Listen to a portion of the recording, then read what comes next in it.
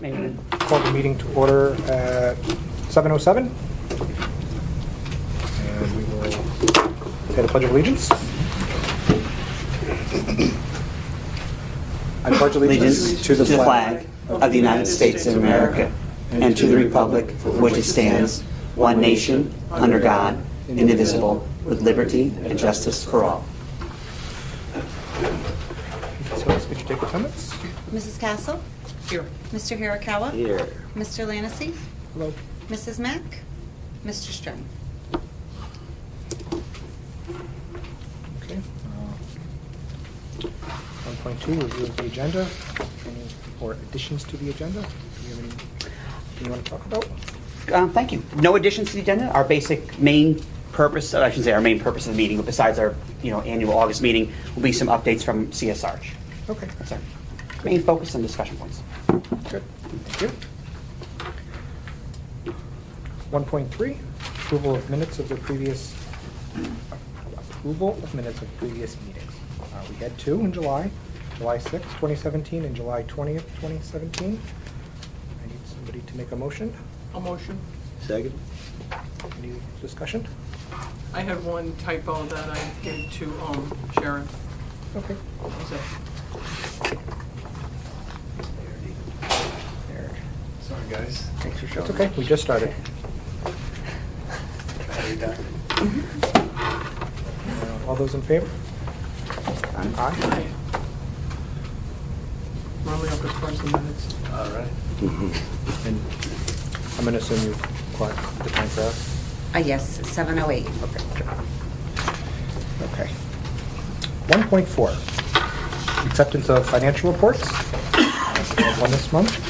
Internal claims auditor's report for June and July 2017. Somebody to make a motion? So moved. Oh, I'll second. Any questions or discussion? All those in favor? Aye. Aye. All those against? Okay. 1.5, approved building use. I think we had 2, 3, 4, 5, 6. Can I get a motion on the table? Motion. And a second? Second. And we use the same rates as they've been currently paying their old returners, Okay.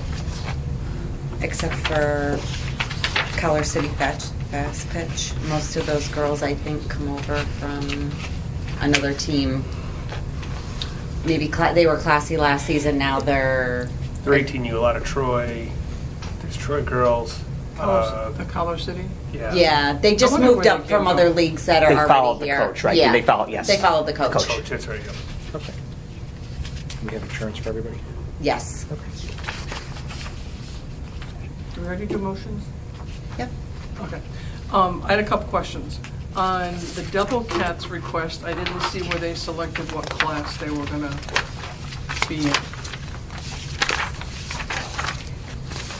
The Devil Cats are under contract. The great question, actually. That was basically they did not indicate, but I think that's because they assumed they're under their contract right now, where in exchange for the field use, they Are have you access still to our under gym. two? So the two Devil Cats and Classy Lassie. Okay. And then on the Collar City Fast Pitch and Empire Nighthawks, neither one indicated insurance I have them. information, but you have it? Yep. Okay.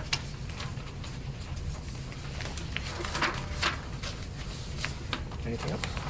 No? All those in favor? Aye. Aye. All those against? Okay.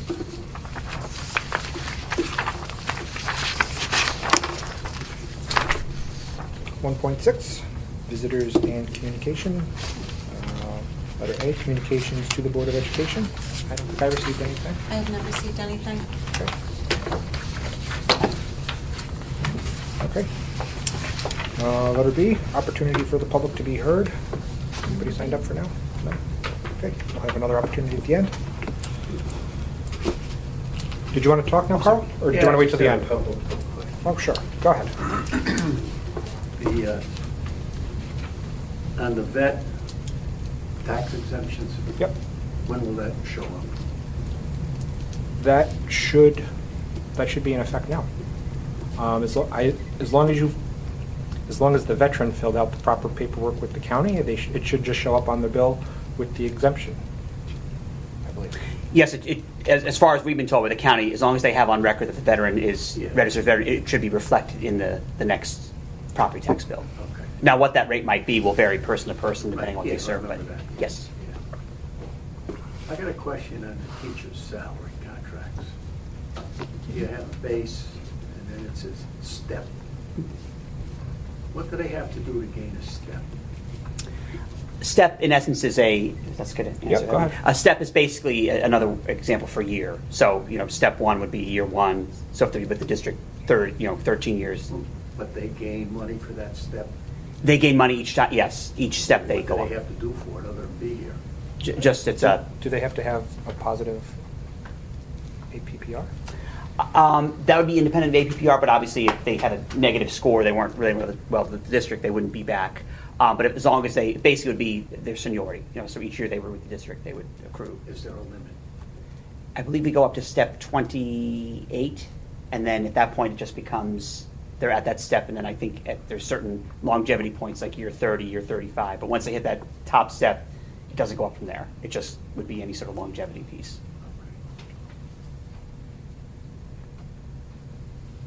Okay. Thank you. Thank you, Carl. 2.0, reports to the Board of Education. 2.1, Board of Education board discussions and reports. Looks like we have C.S. Arch. Good evening. Yeah, I think that's probably appropriate because you have, just gave you, and Ed, I know forwarded you, if you have a copy of the latest real-time spreadsheet that everybody's been working from in recent months. So I think I'd like to go through this first because it represents real-time information. So forgive me for not having the time on the road all day. Okay, so since you didn't have this to preview, I'll kind of paraphrase what the written narrative here shares with you. The capital project here at the Gardner Dickinson School began at the end of June with abatement of asbestos-containing materials. You'll hear me reference ACM many times through the life of this project, and that's what I'll be talking about. From specific crawl spaces to allow for the mechanical, electrical, plumbing work to continue and commence and continue. Excuse me. The work that took place this summer was largely renovation work with infrastructure upgrades that will include supporting the new classroom addition. The most significant work completed available to view is the construction of the retaining wall that sits just outside the footprint of the addition that I think most people are familiar with it now. You can drive by it, you can see it through the trees. Of course, this project is not without surprises like many others. Vermiculite was discovered in the exterior gym wall cavity that is being opened up to become the new stage once the addition is attached. Vermiculite is considered to be a ACM-containing material and has to be handled by within regulatory requirements. So it had to be removed under controlled demolition, for lack of better words, in a containment. So it goes out as hot material. So that was an impact to us before we could really get going in that corner of the building. The work has substantially concluded, like right now, as we speak. They were finishing it up this afternoon. The final sampling and inspections from the third-party independent testing agent will commence in the next day or two, and then it'll be cleared for everyone to go about their business. So highlighting some of the things that were completed this summer so far. As you walk in, you saw that the curbs and sidewalks have been replaced out in front of the school. Out back, the existing garden fencing had been removed. Fire access drive to the north end of the gym, the playground, is being installed and, excuse me, should be paved here very shortly. I didn't notice on my way in this afternoon if it made it this afternoon. It did not. It did not? Okay, because it's dovetailed with the water line installation going around the backside of the building, which was done today, and there's asphalt patchwork there too. So I know they were trying to join those efforts here. So we knew that it was happening in the next day or two. As I mentioned, the retaining wall has been constructed. The underground water and sanitary expansions will be complete.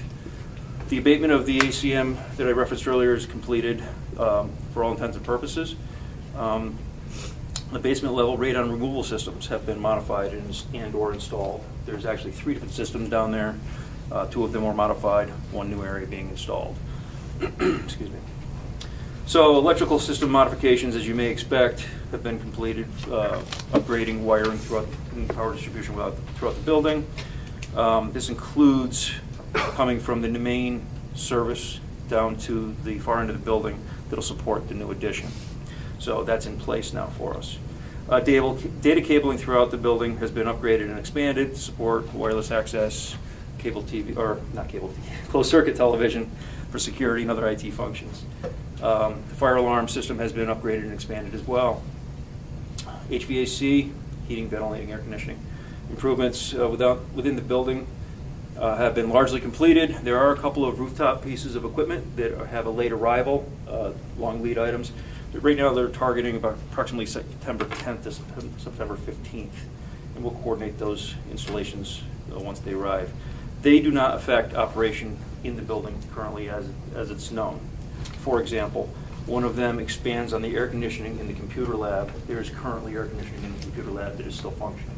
So that will expand on that when it's put into service. So nothing is taken out and nothing lost at this point. The existing air handlers in the gymnasium have been modified to quiet them down. And if you haven't heard them, got a preview of hearing them, That's a good thing. it's a good thing, but Tom has a video actually on his phone. I'm not sure if he shared that, but it's significantly reduced, and there's more to come. There are still some belts and shivs that have to be changed out on the motors with variable speed drives, which will additionally allow it to tone down, and some final balancing associated with that. So you'll actually be able to hold a gym class in there without screaming at each other. It'll be normal kids screaming noises, I guess.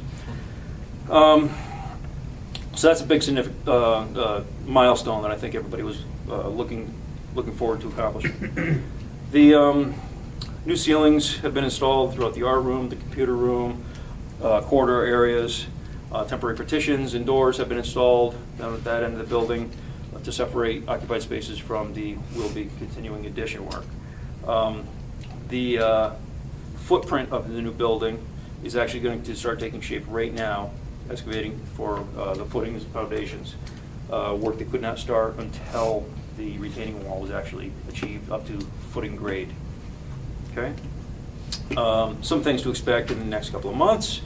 As I mentioned, those long lead HVAC items will be put into place and made operational before we get into the media heating season. The air handlers in the gym will be completed as I just described. Other related underground utility work will be complete, including extension of the natural gas service from down here in the back where the service comes in, underground over to where it comes in to feed the new addition. The abandoned septic system out in the back is scheduled to be removed, and grounds restoration around the school should be complete for the grass growing season. I'm hoping that in a couple months' time, the additions the foundations are complete at the addition, and the structural steel is here on site, and it should be going in the process of being erected at that point in time. So a couple months out, 60, 70 days from now, you should see some significant changes out in the backside of the building. Okay, so continuing on to the numbers pieces in the following pages, I'll just kind of walk through them just to make sure everybody's aware of how this particular format, or how it's formatted and how it works. Page 3 is the construction contracts. It shows the contract status of each of the prime contractors. Don't worry, you're not missing number 1. We started with number 2 on this project for some of our own housekeeping reasons. But there are 4 prime contracts. You'll see each of them in front of you. Left column is the original contract. Second column is approved changes to date. One's brackets are credits. And it, resulting in the third column, revised contracts. Then you'll see how much has been invoiced to date and a corresponding percentage to give you kind of an idea of how far along they are in their magnitude of work. The grouping below represents the in-contract allowances. In each of the prime contracts, you'll see the first column there. There's a round number of part of the contingency being built into the contracts. That's what this is, versus some of the contingency that's outside of the contracts. Okay. And this second column will show anything expended to date, therefore an allowance remaining. Then if you skip all the way to the right, this is a list of pending items. The pending items is a combination of things that are estimated, pending, open, being negotiated, unresolved at this time. It is always a conservative number, so that we're looking at the most conservative snapshot that we can. Many of these will include some of the VE items, value engineering items that have been discussed to date that we still have not signed off on because we're not there yet, being happy with the final number. There's been some back and forth with the contractors. Several of them have been processed. Several of them have not at this point in time. So that's why there's a negative number there. Those are pending credit numbers that we're still haggling over. Okay. Now, I'll go through the next couple of pages real quick, and then if you have any questions, feel free.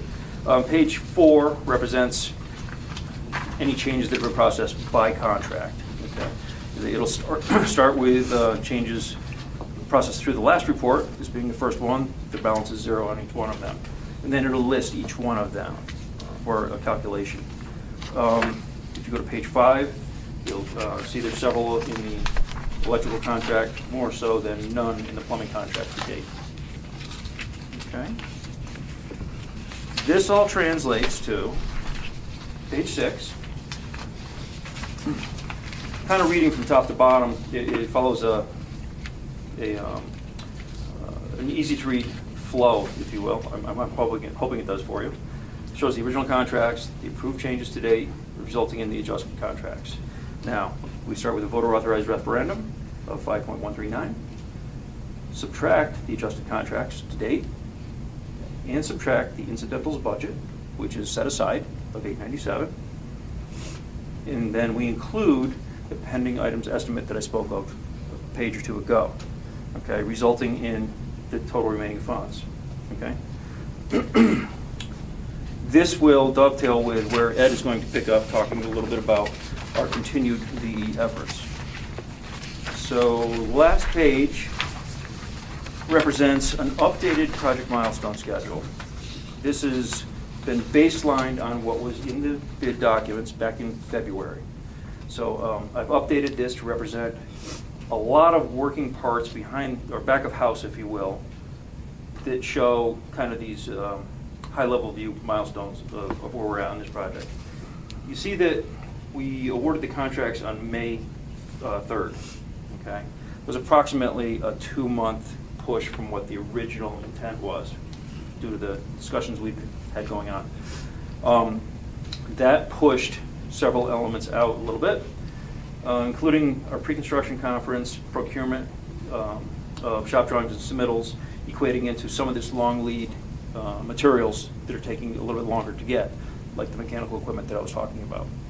If we had awarded that in March, you know, we wouldn't be talking about it arriving in September. It would have been here by now. So, just looking at the construction elements, the addition is pushed out as previously talked about, but here you see it in front of you graphically, that if you go down to line 23, I plugged this in because this drives this. It's a milestone of it being complete. The retaining wall was complete this past week. That had to be done before we started the footings, which is what pushed that green bar out, resulting in the same duration of construction, bringing us out into May of next year. So spring break is early this year. It's the 6th, I believe, of April.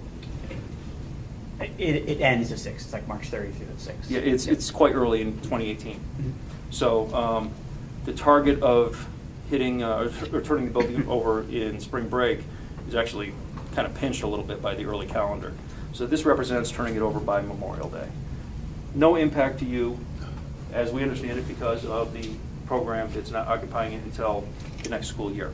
Okay, we still want to have this thing done before you break for the summer. There's no question. So you have all summer long to get fitted up and become occupied. The renovations down at line 18 represent where we're at currently. You know, the things that I just described, we're concluding here this last week of August in the occupied building areas. And then down to line 22 represents the site improvements that I basically described a moment ago.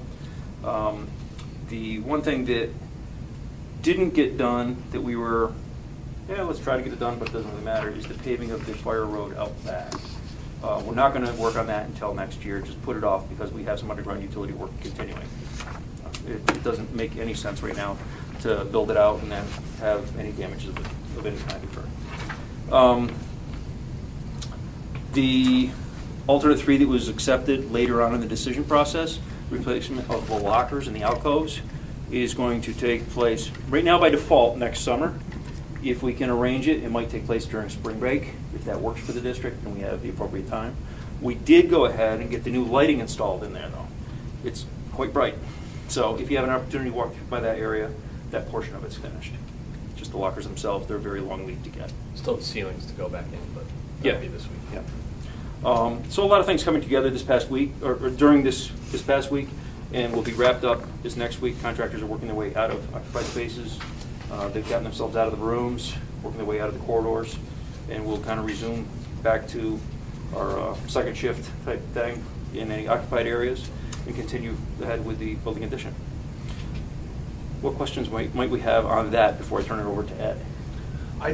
So the question I have, and this is an update, are we out of the ground far enough to say that we don't have a lot of unknowns at this point? I would say that we are a 9 out of 10 on that comment. Okay. Because we now know the exterior wall, the vermiculite, that surprised us. It's a known now. We've gotten past the crawl space areas that we were not abating now. We've worked around all of that. We had to rearrange some piping, stuff like that. It's done. We're beyond. And the subgrade out there that the foundations are going into has been proven to be favorable material as opposed to quicksand. Right. So that's why I would give it a 9 out of 10. Okay, all right. Okay. And then just one other question I have for you is on the schedule, I see, for the addition, the green bar ends, but then you have the milestone on 525. Is that because you're building in a little bit of, a little bit. Okay, Yeah. Cool. Okay. Any other questions I can help with? Ed? So, as Scott mentioned, this dovetails, the number that was in the final tally dovetails with the spreadsheet that we've been working on. As per the last meeting, we went through a lot of that and checked off a lot of those items, which was great. We really only have one kind of outstanding item, and that was due to some information relative to the gymnasium painting that you guys had requested last time. So we dug into that, had the team dig into that. So the $18,000 number on page, it would be page 2, which is the last kind of pink beige item on the list. The $18,000 number breaks down basically into about $8,500, round numbers, $8,500 and change to paint the walls in the gymnasium. That excludes any of the wall prep that may have to be done. That was really just the painting. And then the remainder of that balance was for the ceiling. It's basically paint the steel and the underside of the deck. So that's how that breakdown, that was what we had requested last time, where that breakdown falls. Now it's really a matter of how far do we want to take that? Do we want to move forward with some or all of that scope? The ceiling number is really still an estimate, but the number for the wall painting is the $8,500 number. So we're pretty confident with that number. We've got that locked in with the contractor at this point. So as far as the rest of Can I that ask a goes, question about that? yeah, sure. So you said that excludes prep? Well, the issue being is that some of those wall panels that are in there, without taking them down and understanding what the substrate behind that looks like, that will cover the painting of those walls, but if there's any damage that has to be repaired, or if there's any issues with the block that's there, that would be an additional cost. Obviously, we can't identify that until those panels are removed and we can see it firsthand. Obviously, we don't want to do that until we make a decision on whether or not we're going to move forward. Certainly there's an order of magnitude there that we can't necessarily put a finger on, so I want to make sure we're aware of the fact that there may be additional costs associated with some of the prep work behind those panels. An example that you might point out is high on the walls, you see where it's been peeling over the years, that efflorescence that's coming through. If we get into scratching the surface of that and it turns into that block is deteriorated and needs repair, or additional flashings beyond them are inadequate and causing that reoccurring problem, that would be well beyond the painting scope. It would have to be addressed. Kind of an unquantifiable number without seeing it first.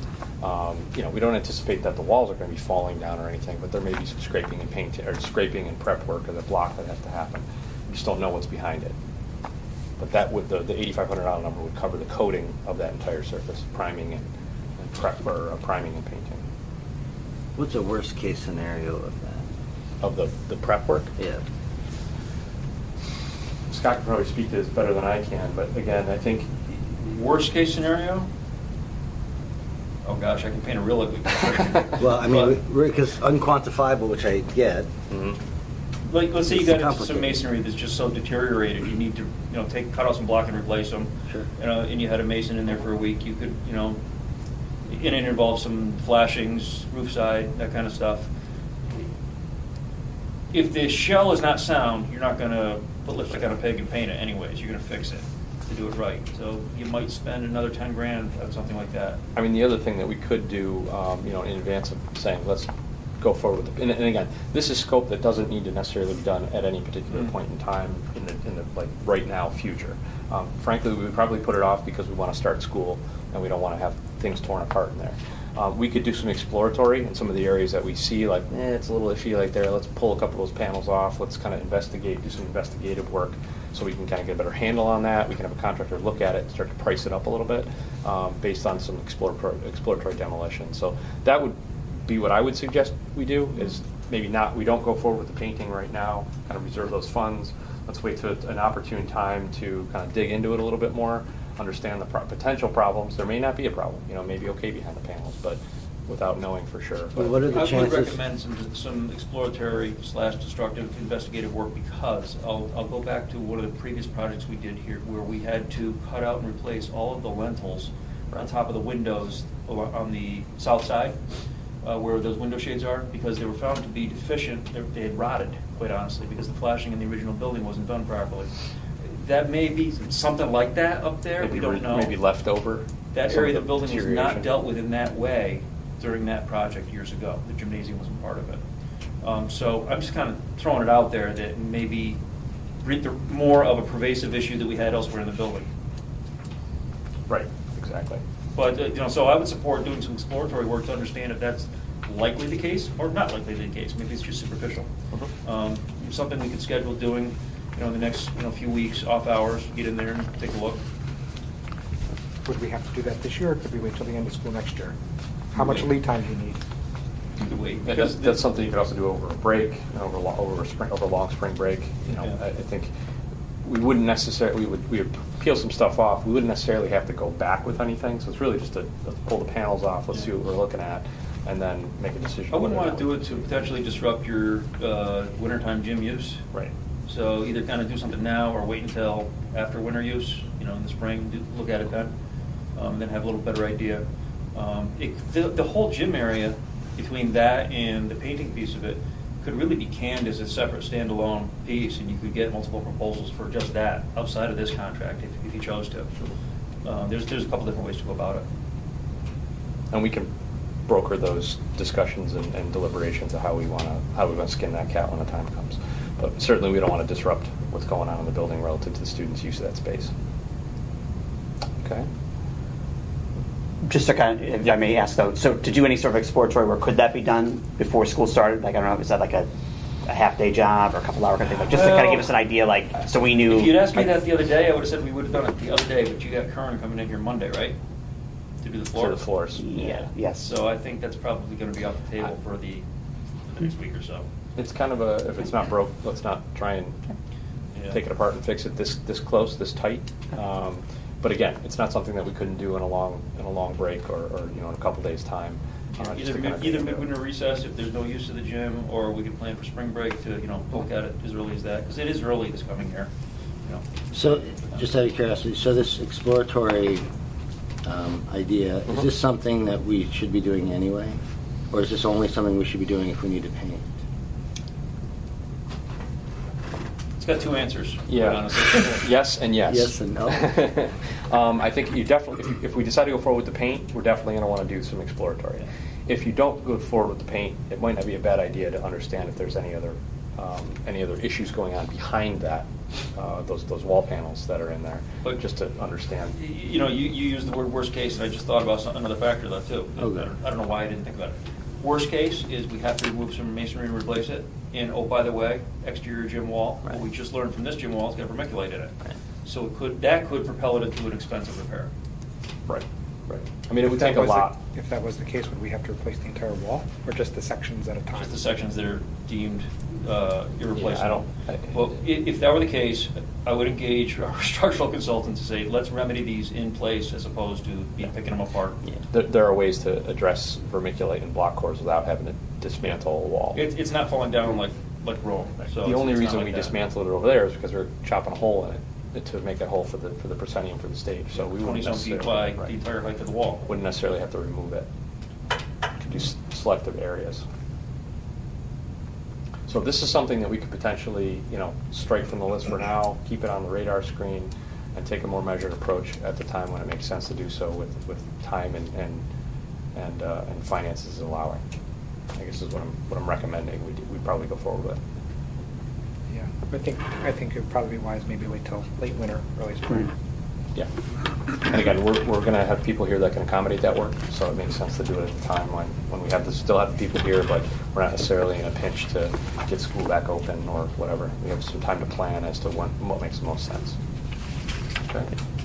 One more question, sorry, just Go thinking ahead. in the No, same vein that's though. So best case scenario, if I may, so if it turns out we do some exploratory work in the spring and it's pretty much just kind of more surface cosmetic pieces. Yep. Not holding to a number, but thinking about graduation, if this was going to be, we wanted to make this unveiling of the gym as being kind of like it popped, we wanted the stage Sure. set. How long of a job, like if would that be, do you think? If it's just It was superficial, you could prep the space and paint it out probably, say, 2 weeks. Yeah, we could do Probably better than that, but I'd give it 2 weeks. So theoretically, if things came back pretty solid, it could be ready for graduation where it was painted, everything was in place, including the paint. I don't see any reason why that couldn't be the case, That's a barring any. great point, because I'd really like to have this nice new stage and all of this stuff, and then paint still peeling off the Yeah, I would walls. hate to, yeah. To me, it's, So there are some We timing we have to elements move it. forward somehow with it. Well, we can use that as our end game. We really want to hit it for this and kind of back into when we want to do exploratory, when we potentially want to paint. When does the basketball program that uses the gym end? February, I have the February gym break booked or through after May. February break? but you mean the modified program? Yeah. I think it's around February, Yeah, but we have the gym rented every night through May. in the breaks too. Breaks, we close it. Gotcha, so February Yeah, break it's all would be school great. breaks. If the Right. school is closed, the gym is closed. Oh, okay. So Yeah. That's So we could that's the definitely opportune time. December Yeah. break, Fight I mean, break. even December break might be a good time to explore. Sure. Maybe that's Yeah. okay with the board, at least see what we're looking at, and then maybe, Mm-hmm. maybe Yeah, let's, Kinda- we'll to work with your calendar and figure Mhm. something out for it. That sounds good. We're on site, so we Yeah. can facilitate that too. great. Because if it's a matter of just outside groups, we can tell them that it's not available for them. I do, yeah. And there are, Right. I mean, every time there's a basketball game or we have something going on, they're used to me sending out, like, they get their invoice and then they get the list of dates that I have through. Yeah, I mean, if we had a window of 3 days, we could probably get in and out and know what we need to know. Yeah. Perfect. So we'll plan on one of the breaks, preferably maybe the December break, as Sure. an exploratory piece. If Sure. that works for them. Yeah, we'll communicate that further with you as we talk about it. Great. Yeah, that'll be one of the things we can bring up in the UACM and just kind of hash that out a little bit. At least it'll help give some direction. Right. So as Scott alluded to, that what amounts to the deficit on the earlier spreadsheet information that Scott provided directly correlates to the number that's on this sheet. It's not exactly, but it's within the ballpark. But that's where that deficit comes from. Is the 226,050 number are the items that you've elected to move forward with in some way, shape, and form, albeit maybe not immediately. Some of those items have already been in process and have been completed, i.e. the gym air handling system that we modified. So it basically boils down to a point where we're going to need additional monies inside the project to accomplish some of the things that are on that list. Do you want to speak to that relative to the next steps along those lines? Sure, just to clarify so we understand the spreadsheet, Yes. that's okay. So the number, the 226 underneath the red box represents the items that were added, if you will, or I should say that we went with. Correct. But then the red number, the 321 represents. That was the dollar value that we originally over budget. Gotcha. Right. So That 226 number is basically the amount of money that was in the estimate here to go forward with those items, as the red items, basically. That does not include any additional construction contingency or overhead and profit, or contingency that we put on that we had talked about maybe doing or not doing. We had discussions on earlier on, right? So that number is really, the 226 number is baseline to accomplish the red items on the list. The project and the red items without any additional contingency. Correct. So the whole Correct. project plus the red items, like the lockers and the Yes. sidewalk pieces. Yeah, but without any additional, like, contingency money.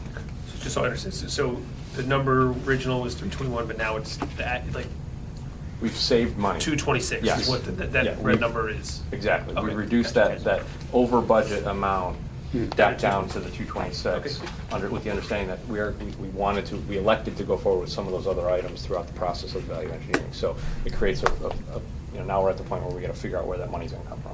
Okay. Essentially what it boils down to. And to ask another interpretive question, if that's Sure. okay, is, so going along with that, so. Do I have the to do two- an interpretive dance? Oh, I couldn't imagine you not, so Can you? great. That would be fantastic. No. We know it's a yes, you know. So just looking at some of the numbers here on the right, like 8%. So for example, if the board elected to say, hey, you know, we obviously have to, come up with these funds, but we also want to build in 8% contingency, it'd be this number, 226 plus the 20,996. Correct. Which would mean all those items plus the cushion of an additional. Right, so You would basically take this number and add to. The 226, we would take an additional, $22,000 if it was 10%, or so on and so forth. This is just the math Gotcha. from one to the other. We would take whatever contingency on the additional scope item. Okay. So two other pieces to add, if that's okay. So the one piece I know the board was also looking for more information on was the projection screen. Oh, right. And that was a piece that, and Ed, if I'm talking in turn, let me know, is that basically we thought we could fold, not thought we can, fold that into the use of our smart schools money, which Right. again is an application process I alluded to in some reporting. So that kind of is almost a moot point because that is a perfect smart schools investment. Exactly. Again, that would be something we apply for. You can't use smart schools money, as you know, for things you already did, but since we haven't done that, and that'd be kind of one of the last things to do, that'd be a perfect piece since it will take roughly 6-7 months perhaps to procure that improvement. Right. Or that approval, I should say. So that might be one that I think we could close on, that we could definitely fold that into the 237 we have allotted 237. and cover that very well and have that in place, if that's acceptable to the board. And just to further that a little bit, the infrastructure piece to facilitate the installation of those components is included in the capital project. So the power for the screen, the data for the projector, the power for the projector is basically already going to be installed. So really just a matter of buying that equipment, installing it, procuring it, and installing it as part of the Smart Schools Bond Act money, which falls well within the confines of being able to utilize that. Okay. If that sounds good to the board. So that being said, and this might be just a place to kind of start, is, as we might have alluded to in previous meetings, is knowing that we do have that deficit, the 226,050 plus the contingency items or the pieces that we could build into. As you know, some of the vermiculite that the board that CS Arch mentioned did eat into our allowance, or probably will eat into our general contracting allowance. So some things for the board to consider, at least maybe to start to talk about tonight or to think about. Perhaps it's best also when we have all of us here, but there's a process of, if we do, or I should say not if, but by closing that deficit, we need to go out to the voter approval. It's basically a transfer of funds. Again, it's using capital reserve funds that we have, and it's basically can only be spent on capital items. So it's not a matter of raising taxes or asking for an increase from the taxpayer. It's more approval to spend that money. Correct. And increase the bond, Money that we saved, exactly. And actually, we just, closing our 16-17 books, we just did place another $237,000 into our capital reserve. So to kind of put away this little piece that's kind of throw out there. So one thing for the board, maybe just to start to consider, because there would be a 60-day piece, there'd be some legal pieces of, and of course some decisions on the board of when to go out with that, but we do need voter approval to basically increase that bond from the 5.139 to whatever that number would be. Basically, that this project that we said was 5.139, due to some unexpected costs, some additions would be 5.x, whatever that is, but that'd be something the board would maybe want to decide perhaps sooner than later, so that we could, of course, make that a reality. Go Start the process. So Right. I'd perhaps propose to the board to think about, or maybe start now. I know Darcy's missing to kind of throw in that, is what's a number that you would be comfortable with, knowing that we have to close this deficit, but also some, as Eric kind of raised it, are we out of the woods in terms of unexpected pieces? To that point, do you think you have a time horizon in mind that you wanted to pursue in action? Because if you wanted to solidify some of these moving parts, and defer an action for 30 days or so, you're going to know more. 60 days, you're going to know even more relative to the moving parts that I talked about that are pending. I don't know if that gives you greater or lesser comfort. I would, so that's one part. The other part is, when do you guys need us to have that money in place? So, When's the bill due? So I would love to take all the time we wanted to, but I'm sure you guys have had. So No, there's a couple pieces that factor in the equation here. According to, we had a phone conversation with Christine Crowley from Fiscal Advisors this week. The school district has enough money to essentially pay the contracts for a certain period of time without having to start a bonding process, which is good because you don't have to spend that money to get the bonds and put that in place. We are in the process of getting the state aid reporting forms done. We're meeting with, we had a phone call specifically to talk about that earlier, making some changes to schedule of value so we can start that process. There's not an immediate, like, if we don't do it by this date, we're not gonna be able to pay the contractors kind of a thing. That's not imminent at this point. I would say though, and I don't know what the exact date is right now, but I would say that we don't want to push that out too much further than, say December, somewhere in that time frame, based on what we know with the overall finances of the district, how long we can carry those costs without having to bond. And that's something that we'd be looking for and working with fiscal advisors to make a recommendation about when it makes sense in the overall grand scheme of things financially to do so. But we're not hurting right now, so it affords us a little bit of leeway to make that decision. If I may throw in a point too, and please interrupt me or ask questions, please, is one of the pieces that we want to make sure that the public understands as well is regardless, obviously you wouldn't want to come in less than 226. That'd be kind of counterproductive to say like 200,000. But for example, we're in a financial position where we do have funds allocated. We're pretty substantial that we put away on purpose, so that let's just say the board allocated, and again I'm throwing out a number, $600,000 increase. Regardless, and we only use 226. All that excess funding is just going to be used to pay down what we borrow. So basically, in the end, it's almost like we're borrowing less. So it's not like, well, if we allocated $500,000, but we only need $300,000, it went to waste. It just means, again, we'll borrow less, which is always the goal. We've been approved to borrow 3 and change, I believe, in the 3 million and change, I should say. That's what we told the public. We basically borrow 3 million. The goal being, of course, at the end, is to not borrow that, regardless. Either we increase the overall bond, or in the end, we have enough in the capital reserve to say, you know what, we need X amount, but it's the goal being to not borrow 3 million. And also the bonding rate factors into that too. Presumably when we get to that point, we may be able to negotiate a lower bonding rate, and that's where fiscal advisors comes in. So there's potential to save money along those lines. It could go the other way too. I don't want to presume that it isn't, but we've been seeing bonding rates coming in a little bit lower than what we've expected and what we planned for. And again, I don't want to speak out of turn for fiscal advisors and Christine's team, but it's favorable right now. And if I may say a plus to us as well, being in the financial state that we are, because we're not needing immediate capital, it puts us where we're not banning, but we're looking to bond. Banning would mean you're basically saying, I'm going to need this money, and I'm going to need perhaps in chunks.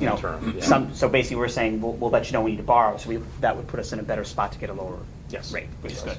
Not trying to influence your direction at all, but I'm thinking the question's going to come, so I'm not right. If you gave us 60 days and I came back in October with an updated report, a lot of the moving parts that I mentioned would be realized. By then, converted to hard numbers. They wouldn't be in flux anymore, and we would be closer to a 10 out of 10 of being out of the woods of unknowns, and allow you to make some more clearer decisions based on that information. If that works with your time frame, I'm throwing it out there. If it doesn't, just wanted to give you the opportunity to chew on that. One of the next steps that I think we need to do, that Tom and I will engage with Christine, is start to set up that milestone schedule and understand specifically, now that the MCA calculation and the SA 139 paperwork that has to go to state aid, which basically says, here's what your aid calculation is, here's what we need to borrow against that, and here's what the state is going to give you money for. We've got those numbers a little more nailed down now. I had some subsequent conversations that we haven't discussed yet, but with our project manager at State Ed, and they actually have recalculated the maximum cost allowance since we did it such a long time ago, and it actually puts us in a better financial position because of a slight uptick in enrollment for the 7-8 grades, which gives you more building aid units, and also because the regional cost factor is slightly increased from where it was when we originally calculated. So that gives more money into the equation for our maximum cost allowance for the addition and then also for the renovations. So it puts us in a better financial spot. So that's a good thing. And then that's why we would not need a new project number, I don't believe. No, we do Oh, not. gotcha, excellent. No, I confirmed that today. There's some question mark about whether or not we would need to set up a new SED project number to expend more money or whatnot. That's not the case because we're not asking to spend money on things that already haven't been approved by SED. We're just asking to spend money on things that we've already got approval for. Essentially, it's adding dollars to the project, not adding scope to the project. So there's a line there that we have not crossed that would not make us have to go back to SED. Does that make sense? I mean, basically, our fear was that if the fiscal advisors, I think, not understanding our piece, said, well, if you're changing the project, you technically have to go back to state ed and get approval, which could put us back in a month, Yeah. So this is, we're good. Yeah. No, just, No, that's not I confirmed that today with Rich Peckham in our office, who's kind of our in-house state aid guru, that would not be the case.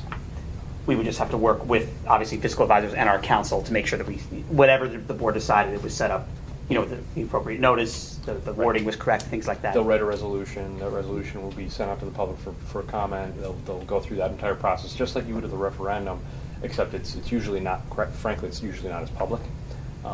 It's usually, not that you're doing it on the sly, but it's not as major of a component as you do with a capital project. But the legalities require that you go out to a public referendum to spend that money. So could we, time frame wise, just in my mind, could we wait till October and still have plenty of time to do what we need to do to get Oh, absolutely. And we can public confirm that approval with. of funding and all of that? Absolutely. Meaning, would we have enough capital to pay, like, for example, if we made a decision in October and then Get the paperwork and everything going so that it's in place for when we do. January, so to speak, or for a vote, I think that'd be perfect, yes. I think, Okay. I don't know that absolutely, we definitely would be in great shape. I mean, And we'll financially, confirm yeah. that with Christine. We'll do a little borrowing milestone schedule / referendum milestone schedule, and make sure those two things dovetail, so that we're not going to miss the boat on anything or shoot ourselves in the foot with being able to pay out what we need to pay out.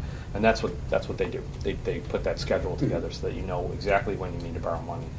But like Tom mentioned, we're in the enviable position. We don't need to ban that money. We don't need, give us some money on the come so we can get to the bond. You have the luxury of being in a position where you don't need to do that, which is a really good position to be in. Yeah, because I would just hate to go forward like now and then have that 1/10 of something be You're right. No, lots of money and then go back and do it again, and we don't want to do that. No. So we want to do it one time and get it I think right. That's exactly right, Kathy. Yep. I mean, we know we're going to do it, right? Mhm. So the other thing is that we could get ready to get it done and just leave a blank on the dollar figure, right? I mean, a lot of this prep work is really just putting the paperwork together Yes. that is going out to public so that we can get into the process. Yes. That part's not a mystery. No, But I hear you. We want to do it Right. one time. It's just, I mean, the worst part would be if all of a sudden we had to scramble at the last minute and we don't get all of our paperwork done, then we miss some deadlines. We So have we can enough. be ready to do We that. have enough time now to be able to plan it out accordingly, hit the milestones, and not be in a position where we're going to be behind the eight ball.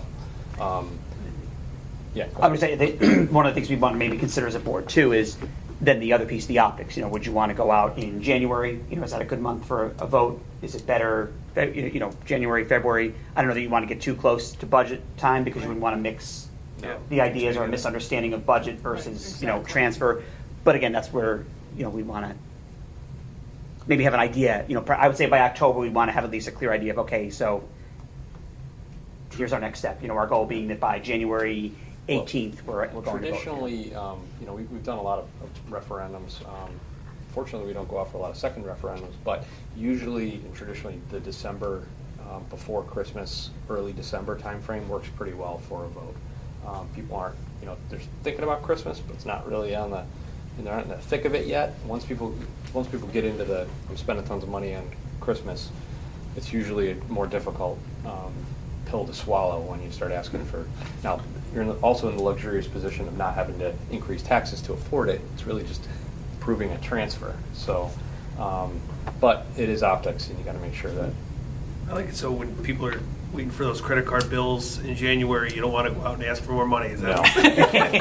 You're exactly right. You're exactly right. You do not want that. They're sitting there saying to themselves, I know we overspent, I know we overspent. I know. I'm not going to let the school do that too. So we again, I think given your permission, we can start the process with fiscal advisors to get the ball rolling. And then after October, and we have a much more defined picture on the construction schedule and any other, Do you have your board meeting set for October, there, so I can work backwards date-wise? Does that sound like a good plan? And then we'll have, Yeah, I think and that's- that sounds good, yeah. I think that's perfect, because then we'll at least know, we know we're going to do this, just a matter of, like you said, how much contingency We'll get right all the now would legwork be. done. Right, if that makes sense. And then be able, like you said, fill in the prepared. blank when we get there. Yeah. October 19th.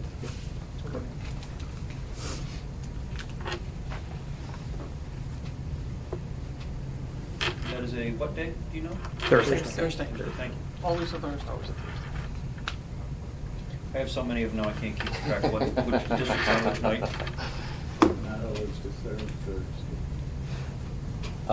Not always. We try, but not always. Other questions? I know it's a lot of information. Does anybody have anything that they don't? Any other decisions that you see coming up that we need to get an eye on or no? Yes, there's one that I was guaranteed would walk away with tonight. Yeah. Guaranteed. Well, Guaranteed. At least have. Scott would prefer, but if I I'm may. putting words in his mouth. Yeah, that's why the awkward pause.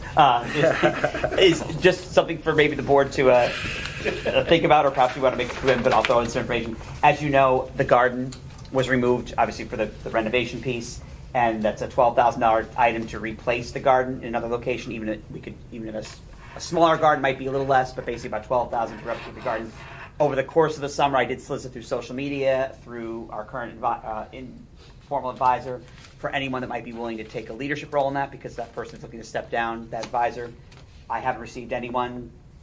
In fact, I saw some feedback on the social, the Garden Dixon community page of, hey, that'd be great for so-and-so. I'll have them contact you. And then I never saw the email. I was kind of watching from, the outside of, Volunteerism. exactly. Of other people. I couldn't do it, but you could. So I think it's something for the board to consider. I will say I thought at this point I would have even seen someone come across even for volunteerism, but this was it was put out there as anyone who would be willing to take a leadership role, and I didn't get that that piece. It's a lot of work. So what are you looking for specifically? To not put the garden back in? Authorization to delete its installation, yes. Does that have to be decided right now?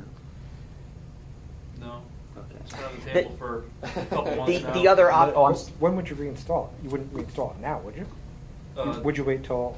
Probably the later. spring? Probably later this year, Oh. after the relocation or removal of the septic system. Essentially, what it amounts to is it would be a fence. A fence would be going back in. Whatever happens inside the confines of that fence would be up to the school district. Putting in garden beds or whatever those pieces are, and then of course the the maintenance and the upkeep and the planting and the. So it's 12,000 For me- just for the fence? No, it's actually a combination of the fencing and the power and the underground electric and water going up to it. Adds up to about 12,000. We've already made official, unofficial decisions to delete the power and the water. The fence itself is like 7,000 of that, maybe 8, I'm not sure. But, so my interest is in the fiscal credit. It's a conscious decision for you folks as to what you want in the end, physically. To throw out another option, just if I may, is one of the pieces was I did put out kind of a soft piece if anyone, with the garden is losing its current leadership, if anyone would like to step up, and that's when I kind of saw nothing. There is the option of putting out a little more of a hard piece of, okay, if we don't have leadership, the garden can't sustain itself. So do we have, that's an option if the board wanted to, if you wanted me to do it that way, of we all would like to have it, but if everybody says it's not my issue, or I can't do it, but someone else should, well then we don't have it. So I could always go out, again, if we kind of need to make a decision, we do need leadership to step up by a certain date, or else it just doesn't have, the sustainability to maintain itself, so it doesn't become a weed bed. But that's up to you, whatever you guys I do. like that approach.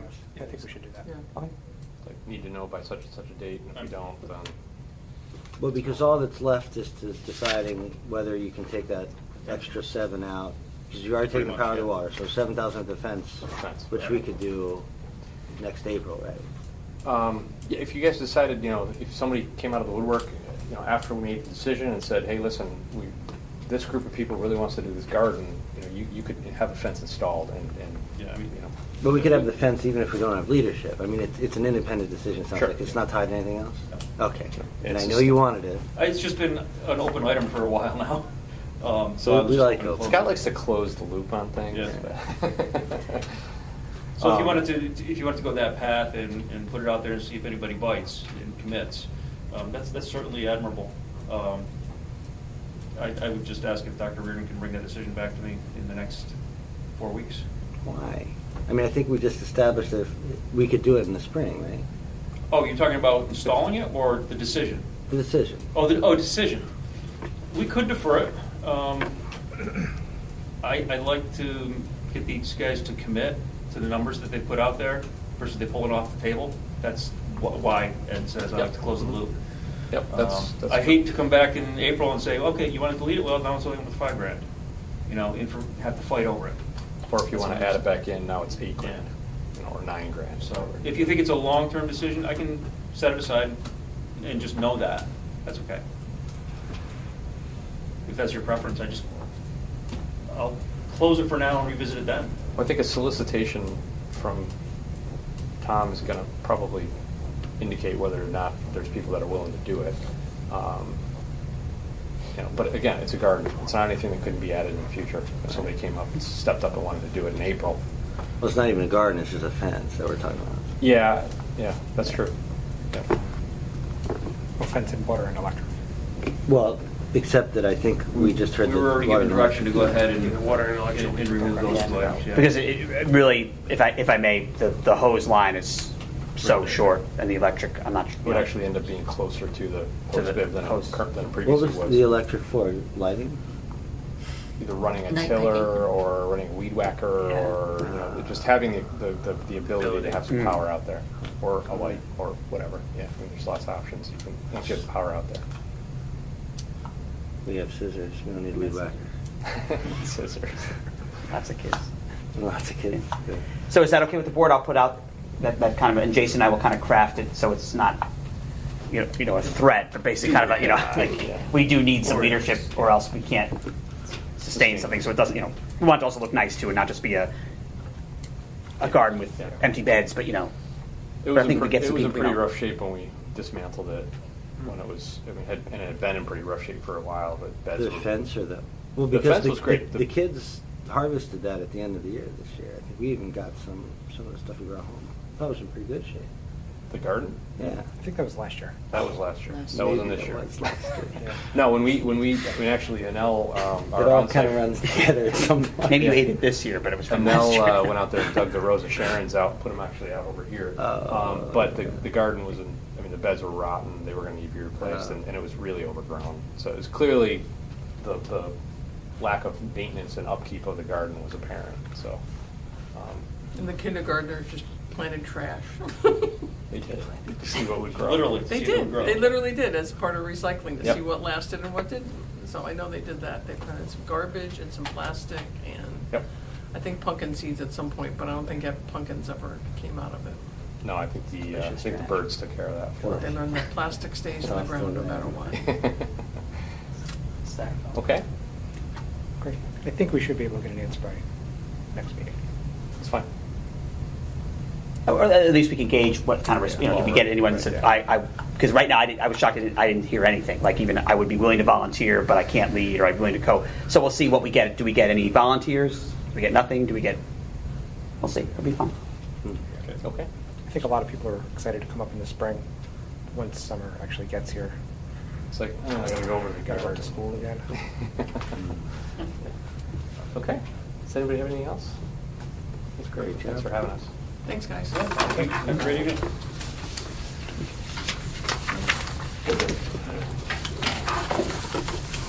Dr. Reardon, or Andy, you're going to report out on the retreat? On the Board of Ed, or? Bye, guys. Thank you. Have a good night. Good night, guys. Thanks, guys. Hey, guys. Were you going to? I can kick us off. That sounds good. Okay. And then, by all means, anyone chime in. Darcy, as the public might be aware, we had our board retreat August 4th. That was a Friday. What we did is actually we spent the morning with Brittenkill as a kind of a combined board exercise where we had a facilitator, Mike Ford, who's kind of in. He's been a retired superintendent that works with Questar. Very solid guy, very much a kind of the global picture leadership. And then the second part of the afternoon, the board spent together kind of developing some Goals, actually, what I like is that one of the things we took away from working with Mike Ford, please pop in, is besides he's a very inspirational leader, is that lots of districts can have things that are on shelves, binders, plans, but again, what happens is you make a plan and it sits on a shelf. If people can't access it, if they can't recite it, they don't understand it, it becomes more about the paper than about what's there. So one of the things that we kind of took away from that was, and there's many examples of schools that actually summarize sometimes their mission down to 3 words, if that's a piece. So we know we have a very solid mission statement that's there. We have 5 goals that kind of reflect the current goals that kind of reflect the basic operations of, I think, of any district: physical conservancy, communication, academic achievement, all things you'd want in a school, the kind of the whole package. Those goals pretty much, I think, stay intact. I think those, you would never say we're taking fiscal responsibility off the table this year, we're going to be reckless. So those things stay. But what we thought was we spent some time kind of talking about school targets. So what the board has in front of them, I believe, is basically some things we discussed of what would be some, besides the 5 goals and the pieces we do of kind of day-to-day operations and the things that are just natural part of our school work, data analysis, things that we would do regardless of whether it's a goal or not. What are some things that we kind of really want to focus in on, that would be more targets that really we could, in some ways, hard or soft measure? So as much as some of them might not have a percentage, like, complete capital product by 98%, so to speak, the idea being, what are some things that we kind of wanted to, at the end of the year, say, well, let's look at our targets. What did we accomplish besides the 5 goals and besides, the basic, or the ups and downs of a school year? So what the district came up with, or I should say it's the group came up with as a whole, were some school targets for increased use of team planning time, complete the capital project. Again, that's a very tangible piece. Did we complete the capital project? And of course, on time, or on time as much as we could control.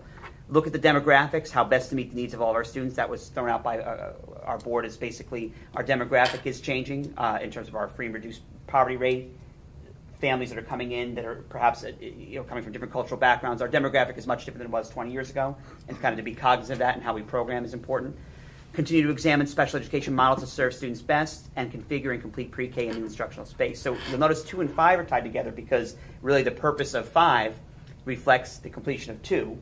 We're completing a capital project so that we have a developed pre-K program. But also, I think what's important to note, if I may, is goal 1 and 4 reflect, in essence, the purpose of why we did some decisions. As the board is aware, this year, or this coming school year, we made some staffing changes, some rotations in grade levels, some changes in who's overseeing different pieces of our programming, but that was done purposefully, and these are ways of kind of measuring at the end. We didn't just randomly say, well, so-and-so is going to teach this grade and so-and-so is doing this, but they were made based on looking to address a need. And so these kind of reflect, at the end, could we say, for example, in use of planning time, part of that was to kind of build more of a collaborative culture in the building so that teachers are planning together, they're planning with their teams. So that was kind of the reason why we changed some grade levels around.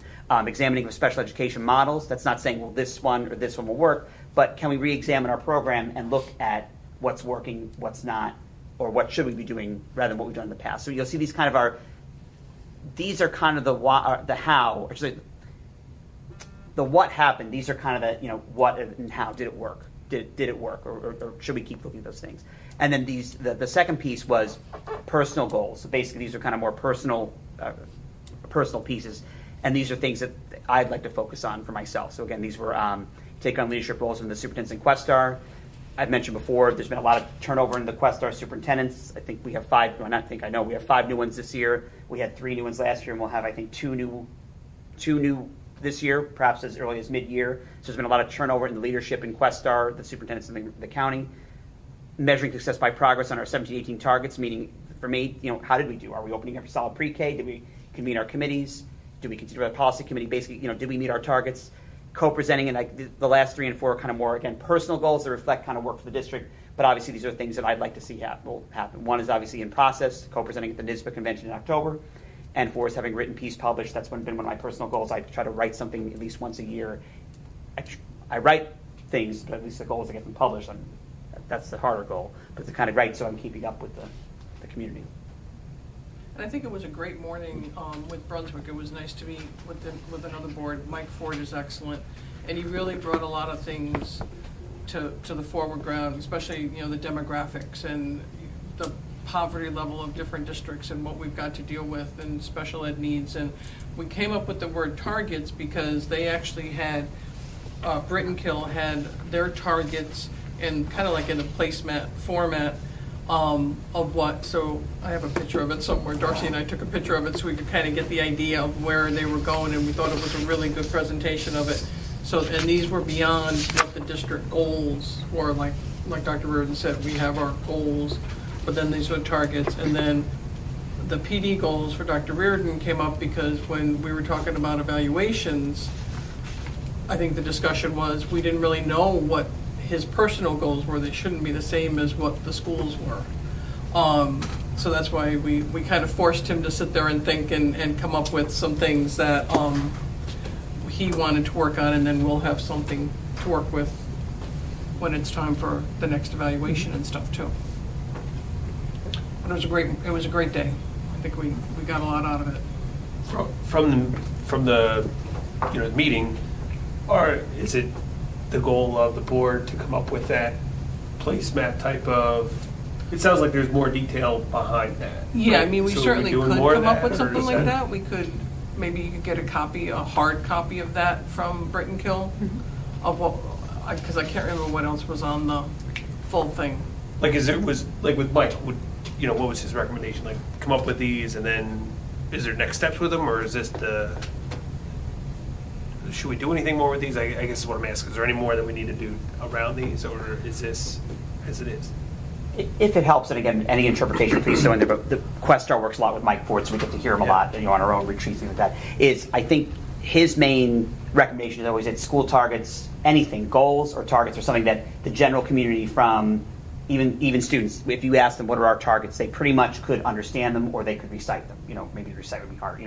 So basically, like Britton Kill, for example, they almost had a combination of goals and targets, like fiscal responsibility, but then they'd have something like increase the use of iPads or Chromebooks in the classroom. So it's kind of a combination of like a goal and then something tangible. I think since we have goals that are kind of general, these are more specific for this year.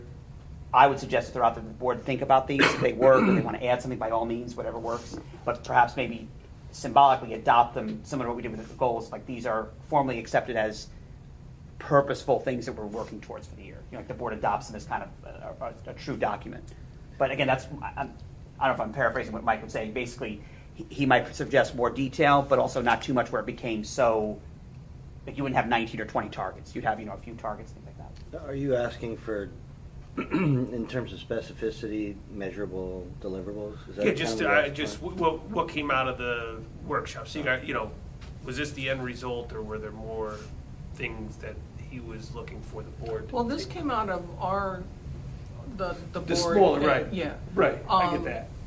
I think, I wouldn't say it really came out from, we got the ideas and like the demographic thing and some of the points that he made, but he really talked more about working cohesively as a board, what the board needs from the superintendent, what the superintendent needs from the board. Like, for instance, one question was, how many employees does the school board have? As a school board, how many employees do we have? In the school, yeah. We have one, Dr. Reardon. Oh, okay. I got what you're saying. Meaning that he's the only one that works technically for us. He runs the school. It's, talked about micromanaging, and things you don't think about, but you kind of, as you go through, you're like, oh yeah. So raised a lot of those and really made you think about, like some they were saying, oh, well, we've got this many, employees, da-da-da. No, it's just Dr. Reardon. He's in charge of everybody else. He's in charge of the hiring. He's in charge, so just outline that for that clarity for a lot of the board members that were there. And I didn't bring my notes with me, or I wrote down a few other things too. But, and one of the things they said that it takes a new superintendent, was it 3 to 5 years to make any lasting change in an elementary school level. So you're going into year 3, so you still got time, and you're doing good. You're on it so far. 2 more years.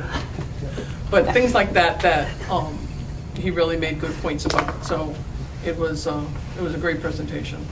If you guys can come when he's at the Questar one that Saturday, there's one coming up. Is that January or October? There's That's one the in January. January. He's really worth listening to because he's very down to earth. He's a great guy. He's been a superintendent, he's been a board member, he's been all of that, so he sees it from all sides, which makes it really interesting. Just trying to find that picture of the thing that I took. I think you summed it up pretty well. Hmm? I think you summed it up pretty well. One thing that I really took from it was, we have to remember we set the policy and he enforces it.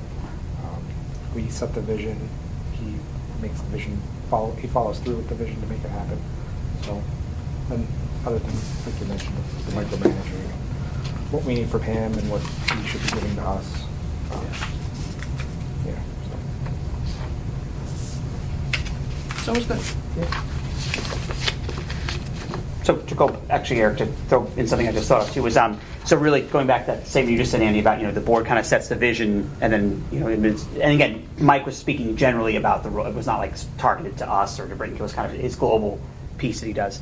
So for example, I guess what I would challenge the board with is that, here are the targets that the group came up with, but if there's something you felt was missing, like this is something we want you to focus on. I say you meaning me, but the district, Mary, the teachers, this is a good spot to think about. Any additions, like, for example, we that's one thing we want to look at particularly is number one, where and then that's our job to kind of execute that, but if there's number 6 or 7 that you're thinking you'd like us to spend a little more time on, or more time on as a district, that's by all means a great place to, or another personal goal you have for me. Oh, here's what it is. It had their mission statement on the side, and then as it spelled out Tamarack, they used a letter like Tamarack: equity, access, communication, literacy, personalization, fiscal stewardship, and technology. They used a letter of, and then they had their targets along the side.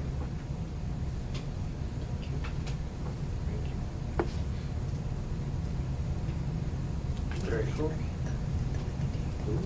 So it's just a good little handout thing that they have that they obviously use for things, and maybe that is something we can come up with For one. and have available A at lot of open letters. houses and things like Wine that. and scale hunt, a lot of letters. It's got a lot of letters. That's a lot of letters. Okay. Find a W word. And a Y Winners. word. But I guess back to your original question was, it was the three of us. If you and Keith have anything you were thinking maybe we missed or something you'd like to Absolutely. clarify, Yeah, please. this isn't it. We can always add to it. Yeah, I just wasn't sure if there was any if there was any follow-up that we were going to do as a board based on what you heard at the workshop. That's all. Whatever we want to do. All right. So maybe to throw it out there, if you perhaps, I'm just always saying we have the full board together in October, maybe we want to adopt this, but if there's any additions in between that you'd like to see added, like, hey, maybe there's an area that we're missing, by all means, if that sounds good. Or if Sounds good. Sounds good to me. Yeah, and is it on the right track of like things that you were looking for when we were doing the evaluation as far as his goals? So one of the things that I was thinking of is just, Accept rather than adopt. Yeah. if you wanted to do this, really is, I'll do it. like on your personal, like on that, because I thought that tool was pretty instructional, right? I had pretty good stuff on what was in there. Just, I don't know, go through it and take a look and see if you feel that it's sufficient. Oh, and then the other thing is, so this is the issue that we had, is we should, Andy, I don't want to give you any work, but do we take these, once they're set, and then have them in the evaluation form? Because they were blank, right? They were blank items at the end of last year. So it was like, what were so then they're there. You know what I mean? You know what I mean? Does that make sense? So then the evaluation to the second half of it was blank, but it was your personal developmental goals. So it was like, well, what are those? Yeah. Stuff. Yeah. I think that would be a good idea to put them in. Yeah, As long as you're not opposed to it. oh no, I think that'd be, because again, these are, selfishly, these are great talking points too, of, Yeah.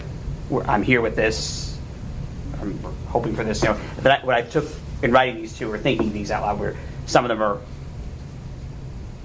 that might be carry over next year too. Like number 4 is something I would say every year, one day. Okay. But One day. You had one thing published, haven't you? You get into scribblers, can't you? I was going to say, and Mr. Newmark won't let me. Making up fake names too.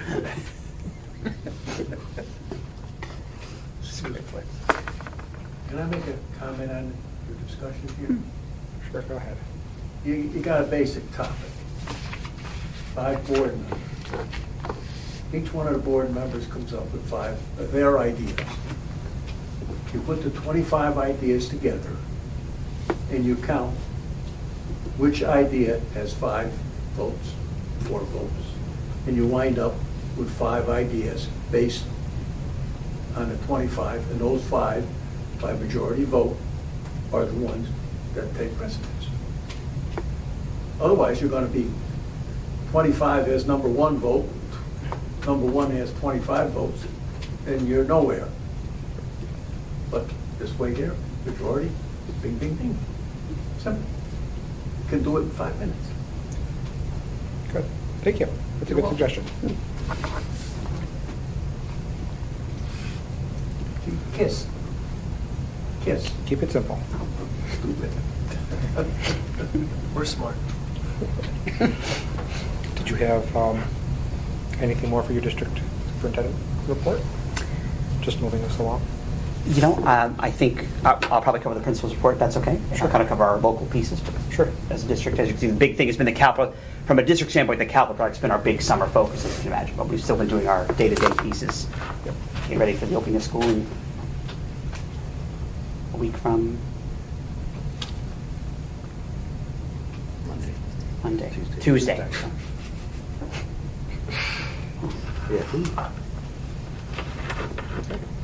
So do you want to move into the principal's report? Sure. Dr. Uris is on vacation tonight, so again, she does send her comments as well. I just want to throw out that together, again, over the course of the summer, the nice part of having a small administrative team is that basically what we do is pretty much in tandem. So since our last report, our master schedule was completed well in advance. That was sent out to the faculty. It's also being released to parents for the first time this year. Particularly, that's more middle school families because it's a 9-period day versus the elementary day. So what's very exciting is the opening letter that went to families did say the schedule is now available on the parent portal. So families can log in, see their child's schedule, and of course, any questions they have, they can certainly call us, but the portal is open for parent access. And that's the first time we've done that. Usually we've done schedules the first day of school with students. So that's been a nice way of kind of easing that transition back, which has been great. So again, it's a product of a nice balanced schedule. All offerings were offered, and we didn't have any conflicts, which is nice. So it's a 9-period day for all students. Not one student had to choose this year between X and Y. So that was a nice piece that we were able to offer. Some other pieces. Can I ask a question? Oh, please, I'm sorry. Is that, you said middle school, is that 6th, 7th, and 8th? Yes. Because I know in the past it's only been 7th and 8th with the parent portal. Great question. 6th, 7th, and 8th. 6th grade families did receive directions to how to log into the portal with the opening mailer. So basically, it's kind of a unique password that goes with that. 7th and 8th grade families have the same password as previous years, but 6th grade families did get that sheet, and again, any confusion they have, we of course ask them to call us. But yeah, they'll have their schedule. Now, the 6th grade model this year is a little more self-contained. They're in the classroom for more time, and they only rotate for specials, but at least they get a chance to see, what they're doing period 4, period 8, period 9, things like that. Great question. Thank you. So going along with that, between schedules and construction, again, we did a little power school training today, which is fantastic. Get our teachers' grade book set up and whatnot. We're ready for opening day. Our teachers return next Wednesday and Thursday for opening conference days. The agenda was sent, I believe we sent a copy to you, so you're there. Please, we hope to see you there. Otherwise, in addition to our construction, just want to point out there, our kitchen serving line the installation will be complete tomorrow. The electric work is going in, so it's beautiful. We did actually go, instead of going with our colors, we did go with stainless steel because it's more durable. So we were going to go with the laminate, which is going to be the GD colors, but it wasn't as durable, and it was the same price to go with the stainless steel, so we did go with the stainless steel. But it is very sharp, very sanitary, and the electrical work will be coming in tomorrow, or finishing tomorrow, and it came in under budget, which is even nice too, so that's great to look at. I also just want to point out, once again, over the summer, myself, Kim Herselbetz has been working throughout the summer with special education. You notice there's some minutes to approve, but we are fully prepared for our running of arcade programming, and it's been a very, again, collaborative summer with that. Let me point that out. Our books for the 16-17 school year were officially closed today. Scott Prusa did come out. He'll be at our October meeting. Just want to point out, again, as a point of fact, we did spend 96% of our budget, which, again, is prime place to be. And that's, again, 96%. Anything more becomes a little bit too close. Anything less shows that you're kind of, again, not spending up to your capacity and not using taxpayer funds wisely. We were right in that mark of 96, and 96 is exactly where you want to be according, again, to the state standards. That's a great place, which allowed us, again, to transfer funds into our capital project to put us in a great place for the future. And once again, just want to also point out that we, again, continue with getting ready for opening day. So it should be a great time. I received a lot of good feedback on your letter that Oh, you had sent out to everybody with the Oh, yeah. A lot of people, said that was a nice touch and very informational. I got to give Mrs. Hillis credit for saying a little bit in jest, if you're going to write something that long, you got to send something that. Yes, it's not. So, yeah, so I got to say, and an idea was born, so thank you. I was going to do a read aloud later, too. Like, wow, he got wordy, okay. Now you're published. I'm going to say, scribblers wouldn't take that, though. Wouldn't take that away. And that would be why there's the Twitter version on there. Yes, actually, so what came as ridicule turned into something nice, so it was good. And actually, if I may just point out, too, another piece, we are currently up to, which I think is very exciting, we have 382 students right now. So if I may point out, again, 3 years ago, we were about 300. I remember that was always our tagline of we're a small K district of about 300, and it was around 290 something, so we were rounding up, but we're at 382 right now, which again is fantastic. We actually, over the summer, our kindergarten class is 37 students, but over the summer, we had 30 students registered, grades 1 through 8. New students registered, so it's pretty exciting. The word's getting out. So I'm glad to see us approaching now. We can say we're close to 400 rather than 300, so that's Good. business is good. Space is good. Space is good. Do you have a PTA report? I don't see anybody from PTA in attendance. You know, I don't, but I think they had a meeting, an officers' meeting, I believe, a couple weeks ago. I think it's someone's home, but I know SEPTA is meeting next Tuesday. I believe at 6:30. Kathy, is that? I know there's a meeting. My daughter just told me there's a meeting, but I don't know what time it is. I believe it's here. Here, right? I think Yeah. 6:30. And so SEPTA, the special ed PTA, but otherwise I think PTA is kind of reorganizing, or I should say organizing, and kind of getting their bearings as officers of what they want to focus on. Okay, good. I guess with all that, we'll move on to 3.0, appointments and authorizations. 3.1, approve CSE, CPSE recommendations as per attached. A motion? Second? Any questions? Okay, Mrs. Castle? Yes. Mr. Hirakawa? Yes. Mr. Lanicy? Yes. Mr. Strang? Yes. 3.2, approval of substitutes pending fingerprint clearance. We have quite the list here. I know we have consent B, C, E, F, and G, but why don't we just take them separate just so everything's clean? Letter A, certified substitute teacher. We need a motion on. Do we need a motion for each one, or will we need? Unless you do consent for those few, Okay, then all we right. need to motion and. All right. So, letter A, certified substitute teacher. We need a motion Motion. and a second. I have to abstain from this one. Want a second? I did second. Oh, you did, okay. I didn't hear you. You Sorry. didn't hear my hand? I didn't hear your hand. Okay, so we have 1, 2, 3, 4. Leslie Hopperstad, Haley Shoemaker, Suzanne Lansley, Ann Robertson. Any questions or discussion? Mrs. Castle? Aye. Mr. Hirakawa? Abstain. Mr. Lanicy? Yes. Mr. Strang? Yes. Letter B, substitute teacher's aide. We need a motion. So moved. And Well, second. Are B, C, E, and F, G We're consent? going to do them all separate. Okay. Sorry. I didn't hear that. So we have a motion. I need a second. Second. Go ahead. Arm wrestle. No. Okay, so there's quite a few here. Amy Wayno, Kelly Shoemaker, Tammy Harrington, Aaron Mabey, Susan Lansley, Ann Robertson, Mary Wood, Bonnie Pendergast, and Sam Davis. Any questions or discussion? No? Mrs. Castle? Yes. Mr. Hirakawa? Yes. Mr. Lanicy? Yes. Mr. Strang? Yes.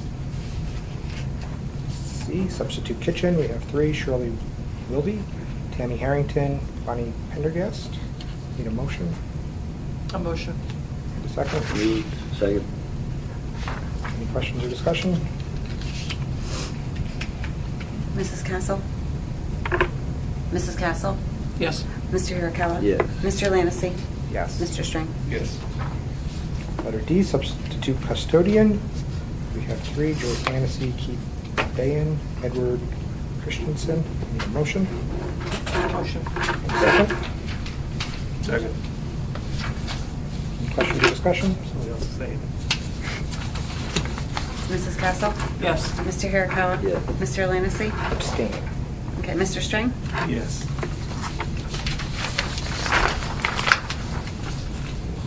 E, substitute recess. We have 4. Need a motion? Motion. Second. I didn't read their names. Amy Wino, Shirley Wilde, Kenny Harrington, Mary Wood. Any questions or discussion? Mrs. Castle? Yes. Mr. Hirakawa? Yes. Mr. Landacy? Yes. Mr. Strang? Yes. Letter F, non-certified substitute teachers, Amy Wino, Tammy Harrington, Bonnie Pendergast. Need a motion? Motion. Second. Questions or discussion?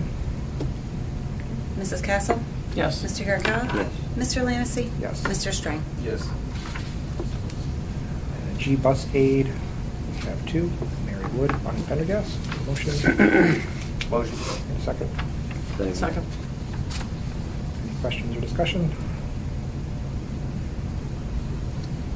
Okay, Mrs. Castle? Yes. Mr. Hirakawa? Yes. Mr. Landacy? Yes. Mr. Strang? Yes. Anyone decide Oh, yes? just going to throw out that, as you know, there's a lot of substitutes, but this is actually a product of our hiring fair, which took place 2 weeks ago, which is nice because we're increasing our sub pool, which is very important, as you know. When teachers are out, aides are out, it's tough to, if you only have 2 or 3 people on that list. So great pool of candidates came out. It's good for us. Okay, good, thank you.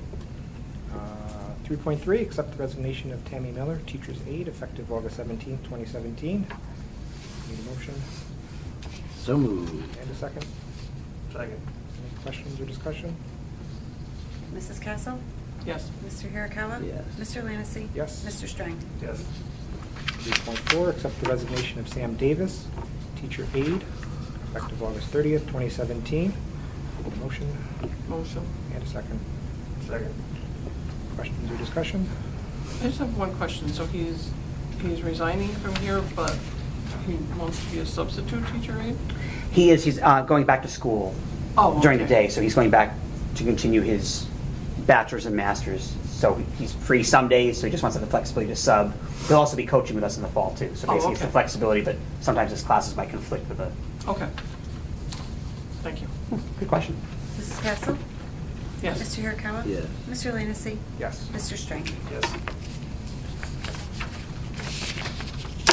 3.5, approve Carly Newhouse as 6-month probationary full-time teacher's aide, effective August 30th, 2017, as per the WTAA contract. Moved. Second? Second. Any questions or discussion? Mrs. Castle? Yes. Mr. Hirakawa? Yes. Mr. Landacy? Yes. Mr. Strang? Yes. 3.6, approve Courtney Townsend as 6-month probationary full-time teacher's aide, effective August 30th, 2017, as per the WTAA contract.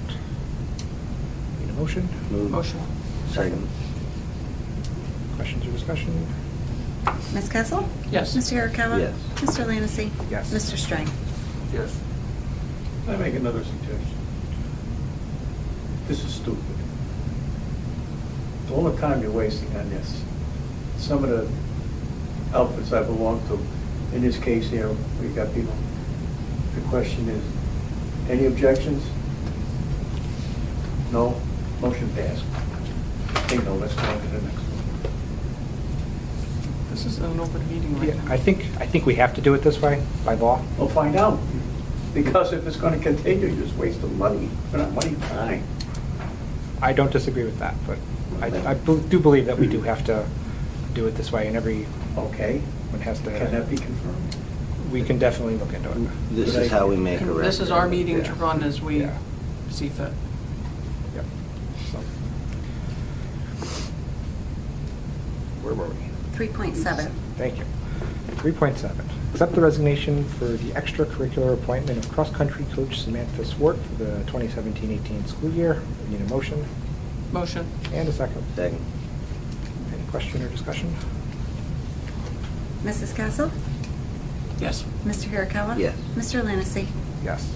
Mr. Strang? Yes.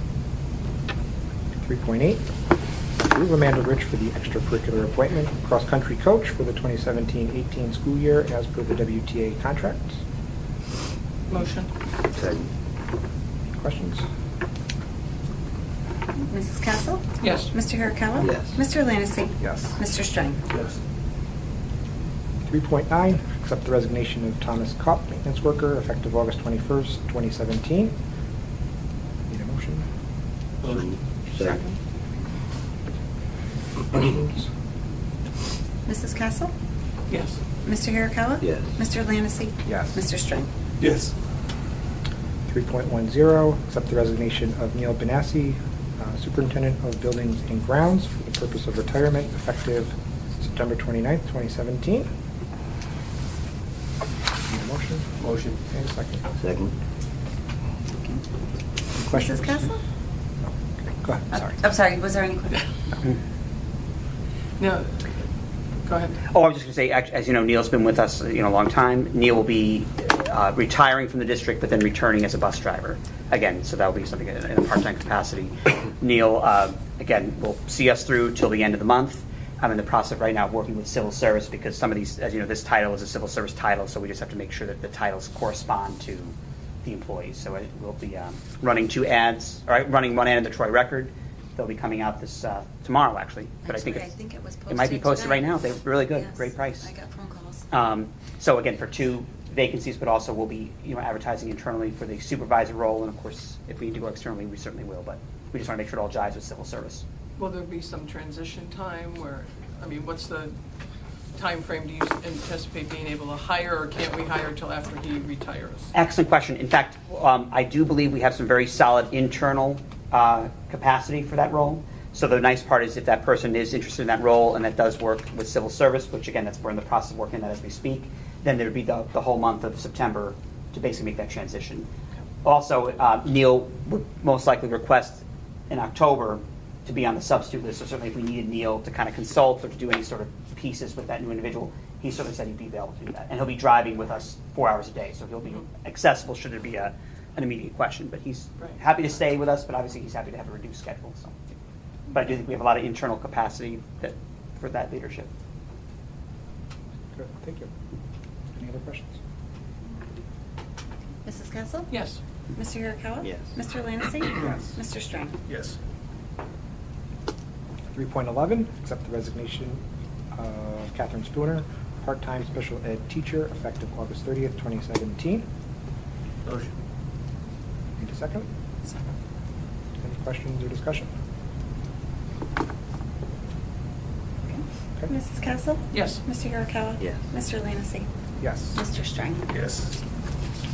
3.12, accept the resignation of Christine Della Mater, bus driver, effective July 24th, 2017. Need a motion?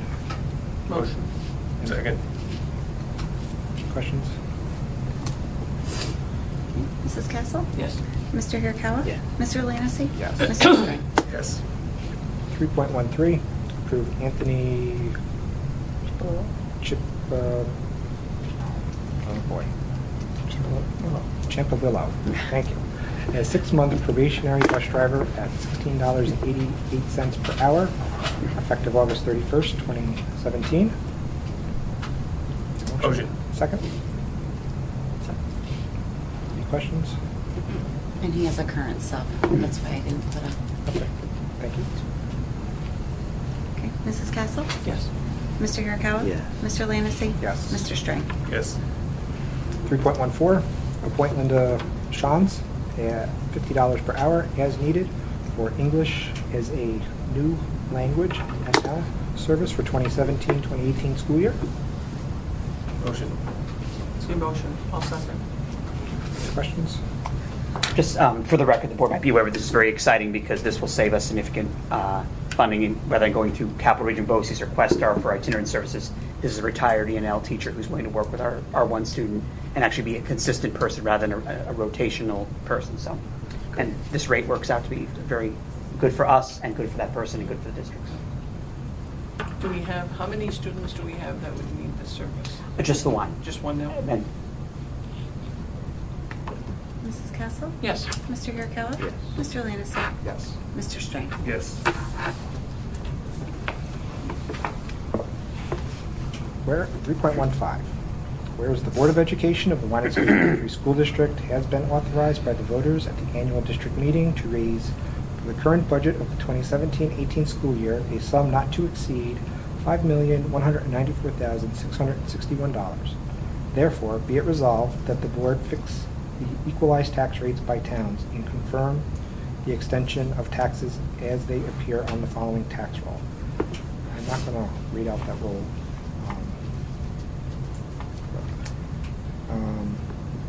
Looks like Brunswick's rate is 26.7%, North Greenbush is 25.14%, Poston Kill is 25.7%.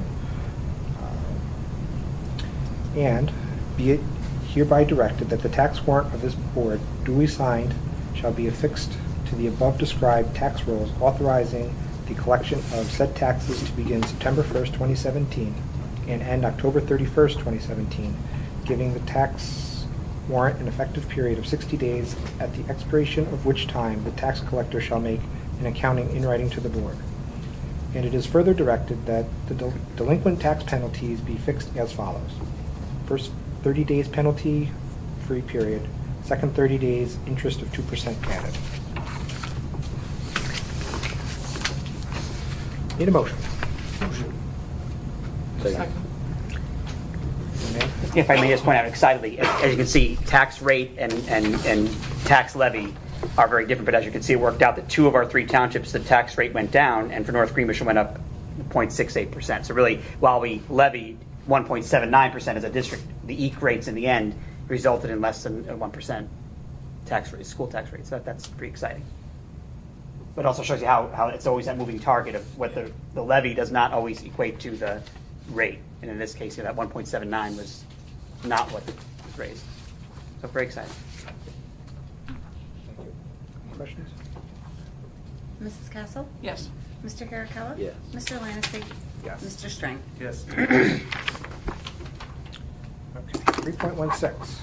Whereas Public Officers Law, Sections 102 and 103 allow for the use of video conferencing for attendance and participation of the members of the Board of Education who are unable to attend the physical meeting, and whereas the physical presence of members of the board at meetings is the preferred practice, but it is understood that circumstances may periodically not allow that to occur.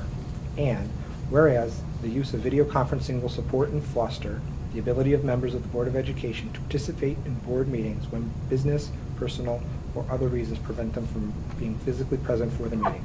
And whereas Public Officers Law, Section 104 requires adequate notice to the public if video conferencing will be used, the locations of such sites, the opportunity for the public to attend the meeting at any site. It is hereby resolved that 1, the Board of Education shall permit the use of video conferencing by members of the board when there is a reasonable justification for their inability to be physically present at a meeting of the board. 2, where a member of the board who will be absent from a meeting who wishes to utilize video conferencing shall notify the superintendent of schools and the board president of that request. And 3, if it is determined by the superintendent and the board president that video conferencing is reasonable and can be reasonably accomplished, arrangements shall be made and the appropriate public shall be issued. Appropriate public notice shall be issued. Need a motion? Moved. And a second. One second. Any questions or discussion? I foresee myself using this. We foresee you using this too. How would we accomplish it? Any thoughts around that yet or no? Great question. The first thing we'd have to do is let the public know your exact location. Yep. And so if you're in a California. hotel room in California, Yeah. you have to make that location available to the public as a whole. If 5 people wanted to come sit with you Okay. or 1, it has to be made available. Okay. And then we could work with Anthony and Andrew on making sure that we have the proper equipment to communicate with you during the Okay. meeting. And equipment-wise, if I may, besides the notice, and of course, we'd make notice that you were not present, or anyone not present, but they were at X location, either through Skype or FaceTime, like if that was okay, we could. So it could be anything like that. We just have to see you. Right. It just has to be, Like I have a WebEx account, so it would be very easy for me to do that, set that up, and send an invitation. yep. to Absolutely, somebody that'd be outside. perfect. So it doesn't mean. But they need to restricted- equip this computer for WebEx, right? Any Or- computer or that's a browser laptop. Right, so we- yeah. Yeah.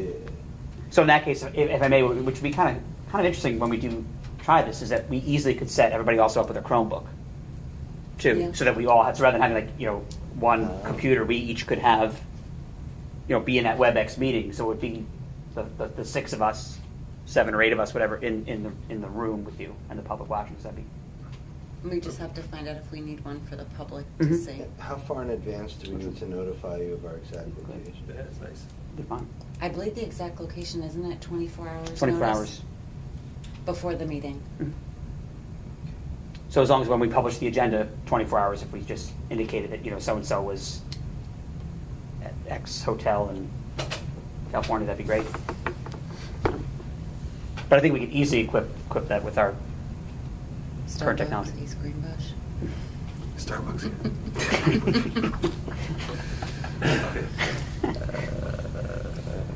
And this, just so, for the general public, this allows us, you have to pass a resolution as a district so that you can do this. So it's not that we're out of compliance if we do choose to use it. So that was our council's recommendation. This covers it. Yes. Mrs. Kes? Mr. Hirakawa? Yes. Mr. Lammison? Yes. Mr. Strang?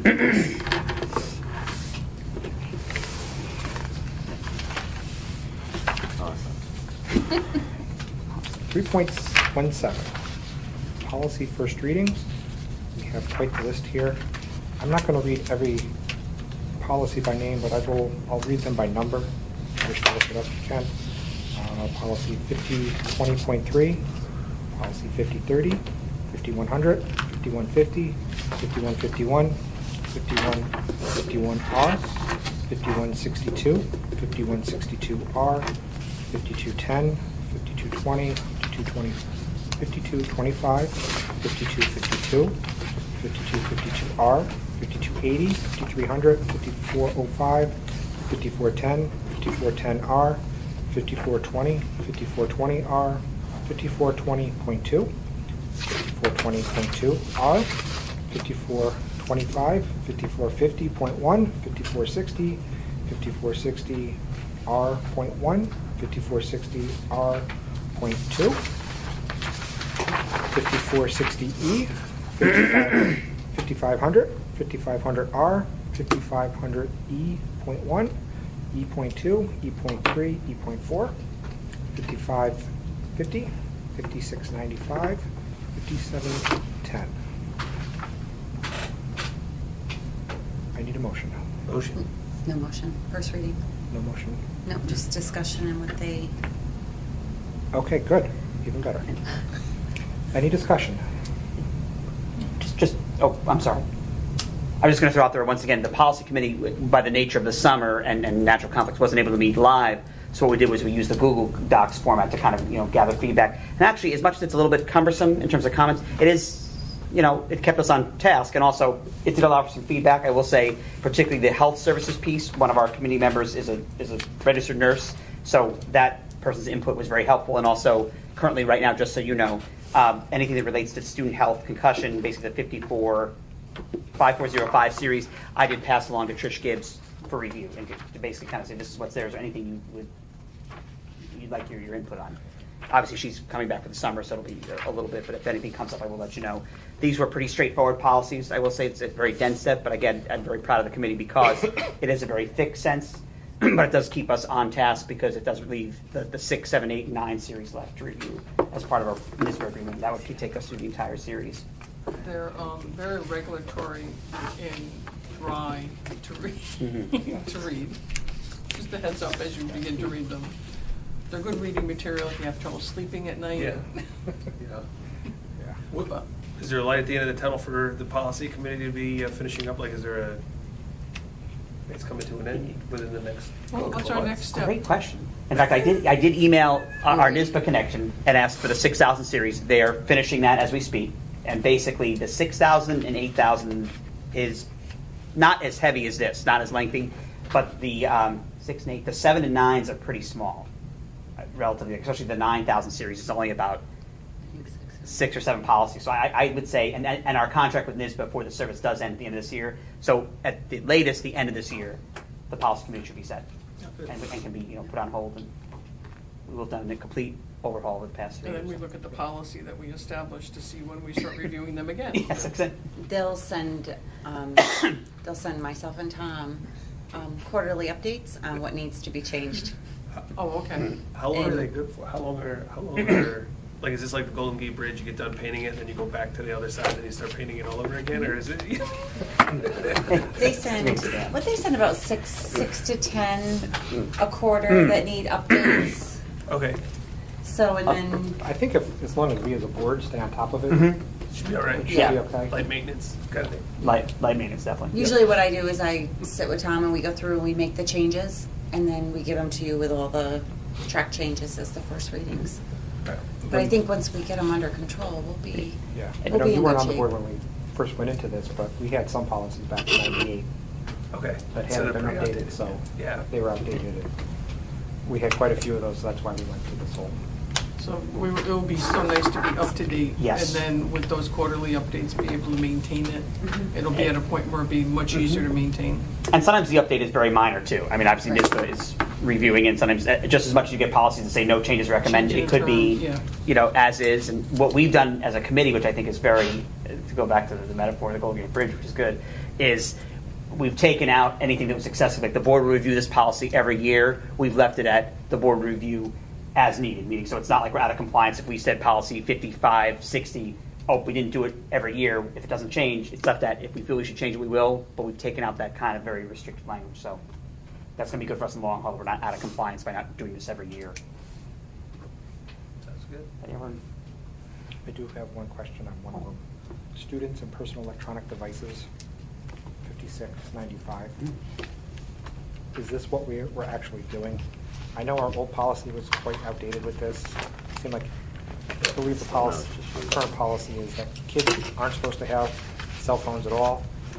Probably 50% of our students have a cell phone or an iPod or something that they're carrying around with them every day. Probably low.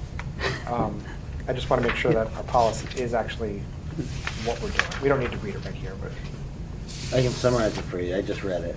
Okay. So the basic idea seems to be that communication devices, phones, two ways, have to, as soon as you get to school, you turn them off, you store them away, unless there's special allowance can be made by asking somebody with the authority to grant that. But, recognize a lot of these devices have educational opportunities, including use of the internet, things like that. So it seems to be a good middle ground with making sure that these devices aren't abused, but making sure that if a teacher finds a really good use for them, They can be then they're in the classroom. Okay. With the exception of state testing, nothing's allowed, which I think is a state rule. Yeah. Okay, good, thank you.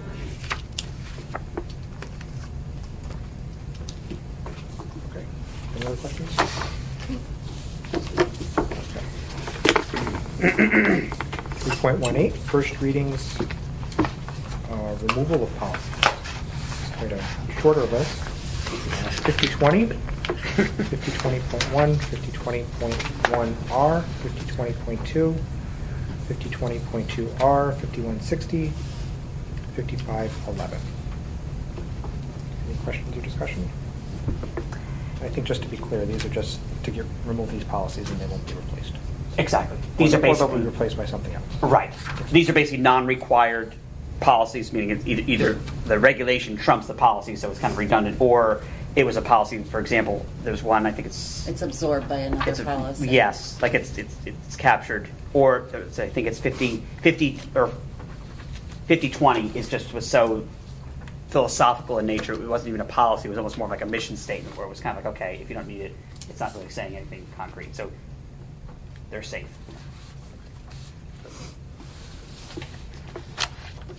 Okay, 4.0, informational. 4.1, our next regular Board of Ed meeting will be September 21st, 2017 at 7 p.m. And 4.2, our second and final opportunity for the public to be heard. Nobody on my list. Do you have anything you want to add, Carl? Yeah, 5695, students and personal electronic devices. Yep, that's the one we were just talking about. Yes, I understand. Mr. Harold Collins said, well, maybe, you got to do away with maybes, because you open a door. You're going to have some kid come in with a hearing device, and then somebody else, oh, you can't convince me that's a hearing device that's hooked up to his things. No, the answer is no, no, no, as simple as that. It's over with, it's done with, because as soon as you open a door, Okay, it never gets closed. all right. This is our first reading, so we'll look at it Yeah. and make sure it's something we're all comfortable with. Nothing like common sense, guys Yep. and girls. Anything else? No. Okay, good. I don't believe anybody has a need for an executive session. No? Okay, I guess with that, we don't need 5 or 6, so we'll go right to 7, adjournment. Need somebody to make a motion? I move. Need a To second? adjourn. All those in favor? Aye. Here. Aye. Aye. Anyone against? Okay. Thank you, everyone. Good work, team.